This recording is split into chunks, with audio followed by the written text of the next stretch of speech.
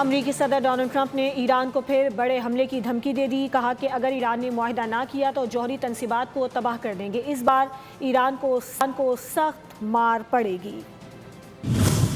معاہدہ نہ ہوا تو ادھورا مشن پورا کریں گے. ایران کو ایسا سبق سکھائیں گے کہ وہ یاد رکھے گا.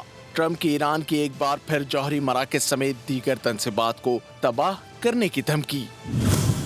فاکس نیوز کو انٹرویو دیتے ہوئے ٹرمپ نے کہا کہ ایران کے پاس جوہری ہتھیار نہیں ہونے چاہیے. ڈیل نہ ہوئی تو پک ایکس پہاڑی، جوہری تنصیبات، پل اور دیگر عوامی تنصیبات کو نشانہ بنا سکتے ہیں.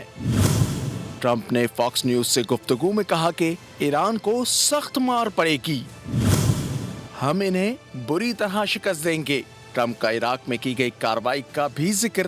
بولے کارروائی عراقی حکومت کے ساتھ رابطے میں کی گئی.